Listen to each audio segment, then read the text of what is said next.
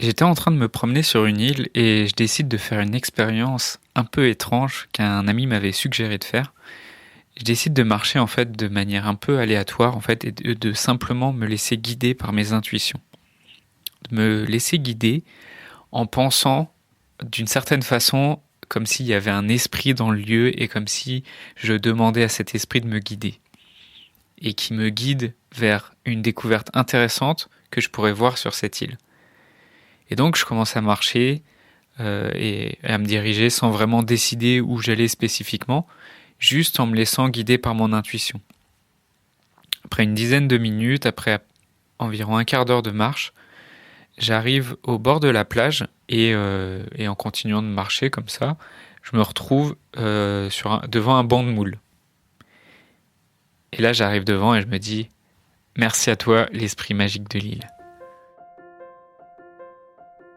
Dans un monde où la question de la mort est souvent taboue, où vivre un deuil signifie encore être jugé, provoquer de la gêne, de l'incompréhension, quand ce n'est pas de la pitié, la grande question est celle-ci.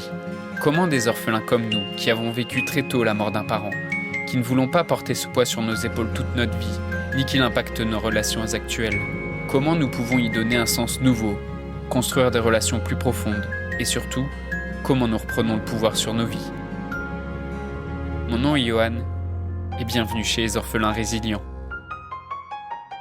Aujourd'hui, je voudrais te parler d'intuition parce que je me suis rendu compte que c'était un sujet sur lequel on entendait beaucoup de choses et qu'on pouvait entendre un peu tout et son contraire. Et sur la question de l'intuition en soi, pendant longtemps, j'ai été purement cartésien et rationnel. Donc tout ce qui avait attrait à l'intuition, ça me parlait pas du tout. Et ensuite, je me suis beaucoup intéressé aux questions de la spiritualité et à ce que pouvait aussi apporter le fait de faire confiance ou de s'appuyer sur une forme d'intuition ou à certains moments parfois de se laisser simplement guider par cette intuition.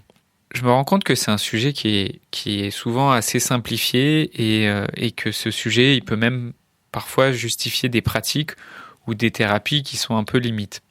Et comme j'ai à cœur d'aider les orphelins à apaiser leurs blessures, mais aussi à devenir autonomes en fait vis-à-vis de leurs blessures, pour moi, autonome, ça veut aussi dire d'être en capacité de développer son propre esprit critique, de pouvoir s'immuniser aussi contre les manipulations, contre toute forme de manipulation qu'on peut subir, contre les relations toxiques et les manipulations qu'on peut subir autant dans le cadre de la famille que à l'extérieur. Et pour ça, d'apprendre du coup à éviter de tomber dans certains pièges, parfois de raisonnement ou parfois des pièges de manipulation qui se présentent à toi.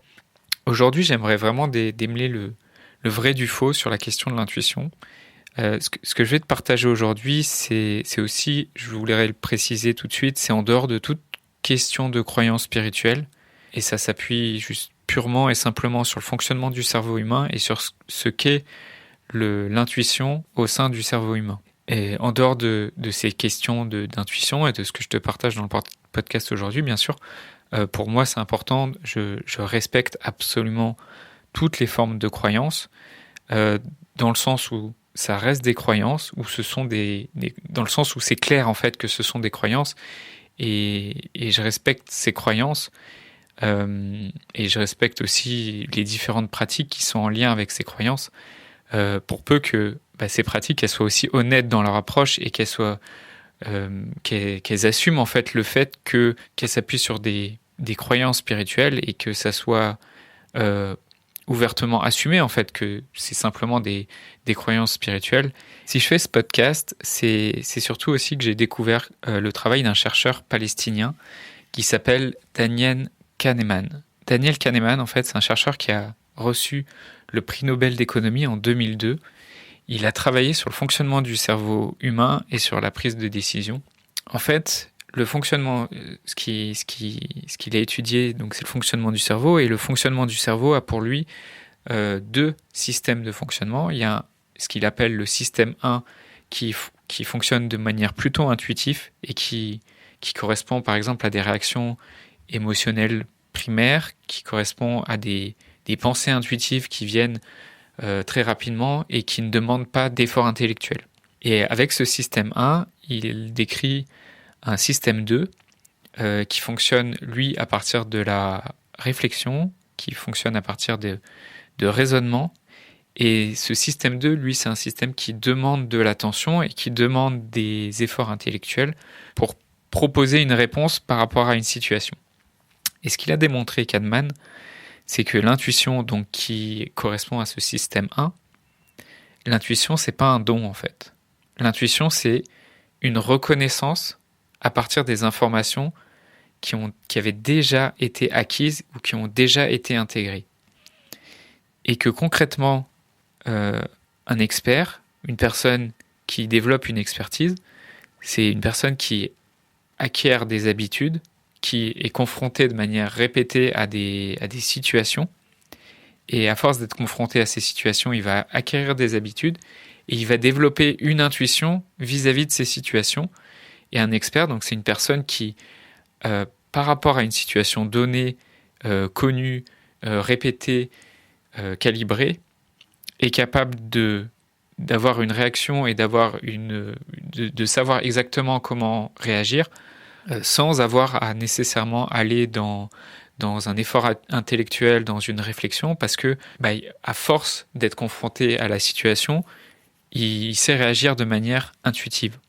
Et ce qui se passe en fait, c'est que l'expert n'a pas une intuition de manière innée en fait. Il développe son intuition à force d'être confronté à des situations. Ce que j'ai trouvé vraiment le plus intéressant dans cette recherche, c'est sur la question de la confiance.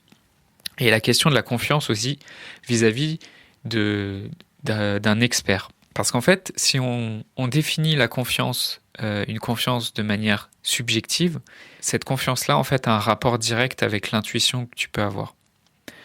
En fait, l'intuition, c'est juste le fait de comprendre ou de reconnaître rapidement une situation à partir d'un modèle de pensée qu'on a déjà en référence, un modèle de pensée qu'on a déjà acquis, qui n'est pas forcément un modèle structuré et conscient sur lequel on va pouvoir réfléchir, parce que, par exemple, de manière intuitive, si tu pratiques un sport, à force de pratiquer, tu as développé certains mouvements qui font que tu les fais de manière intuitive. Et par exemple, un joueur de football, il calcule pas, il n'a pas un effort intellectuel de calculer la trajectoire du ballon. En fait, c'est à force de s'entraîner et à force de se retrouver dans des situations de match ou d'entraînement que il sait se positionner au bon endroit en fonction de là où se trouve le ballon.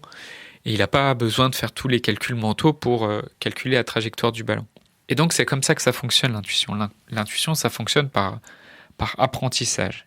Je vais donner un autre exemple parce que, donc, plus au côté spirituel dont je faisais référence en introduction, sur le fait de se laisser guider vraiment par son intuition et par ses ressentis. Par exemple, si imagine, tu te trouves un carrefour, tu as une route qui part à gauche et tu as une route qui part à droite. Tu sens qu'il faut que tu prennes la route qui part à droite. Et ça, tu le sens parce qu'en fait, inconsciemment, probablement, soit tu as vécu plus d'échecs quand tu as pris une route qui partait à gauche, soit parce qu'il y a des signes, soit parce qu'il y a des perceptions ou des indications qui ne sont pas forcément rationnelles qui t'indiquent que la route à gauche, ça ne serait pas la bonne. Et que tu vois des nids de poules et tu vois des choses et sans vraiment analyser, tu sens que la route à gauche n'est pas la bonne.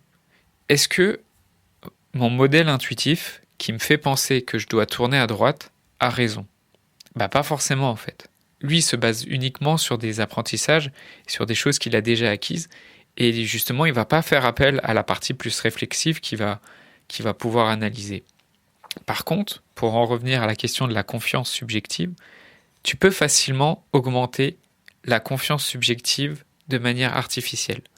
En clair, si je me répète en boucle une affirmation positive et que je me dis « la route à droite c'est la meilleure route », la route à droite c'est la meilleure route, je sais qu'il faut tout le temps partir à droite et que tu vas incorporer par exemple dans ton système de croyance une superstition dans laquelle tu te dis la route à droite c'est la meilleure route et qu'en même temps tu te dis quoi qu'il arrive en fait, si je passe par la route de droite, quoi qu'il puisse se passer, même si je fais des mauvaises expériences, c'était la bonne route. Et en fait, quand tu fais ça, tu fausses ton évaluation de la décision. Et donc, si tu as un système de croyance, un système d'analyse, une grille d'analyse du monde qui fait que, quoi qu'il puisse se passer, tu avais raison, ton intuition était correcte, bah ça renforce ta confiance, en fait, tout simplement. Parce que ta confiance, en fait, elle dépend uniquement de à quel point tes intuitions ont été validées. Et pour reprendre l'exemple de la route, si par exemple je me dis, j'ai une intuition qui me dit « Ah, il faut que je prenne la route qui va à droite », et que je prends la route qui va à droite, et finalement, bim, je tombe sur un restaurant super, un restaurant délicieux, je découvre un restaurant délicieux, et puis je passe un super moment. Qu'est-ce qui se passe en fait ? J'ai une validation de mon intuition, donc automatiquement, en fait, ma confiance en moi, elle augmente, parce que je me dis, ah ouais, en fait, quand j'ai une intuition, l'expérience me montre que j'ai des conséquences positives par rapport à cette intuition. Donc ça fait augmenter ma confiance. Donc ce que ça apprend aussi, c'est que simplement pour augmenter sa confiance en soi de manière un peu artificielle, ça peut être judicieux à certains moments de s'en remettre à des croyances qui puissent t'aider en fait. Maintenant, il ne s'agit pas d'être dupe non plus, il ne s'agit pas d'accepter de croire à tout et n'importe quoi.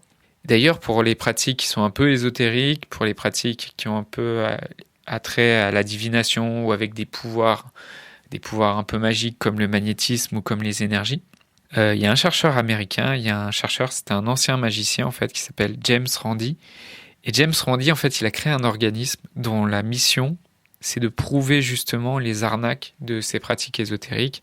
Et donc cet organisme, ce qui fait James Randi, c'est qu'il offre une récompense de $1 million à n'importe quel gourou, thérapeute avec des pouvoirs extraordinaires qui accepterait de suivre un protocole scientifique strict qui puisse vérifier l'existence réelle de ces pouvoirs.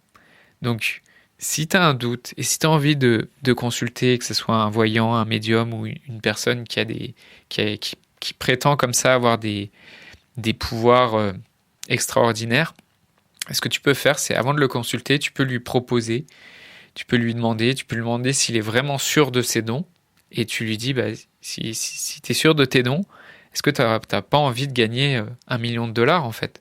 Parce que tu as cet organisme-là qui propose de simplement offrir $1 million à toute personne avec des dons comme ça extrasensoriels si elle est capable de montrer qu'elle a des vrais pouvoirs.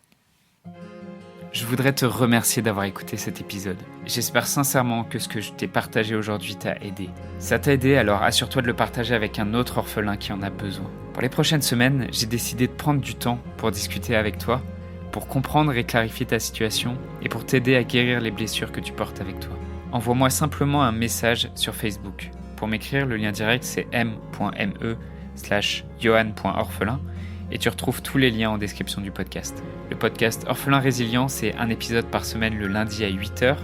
Merci encore pour ton écoute. Je te laisse découvrir le sujet du prochain épisode. À très vite.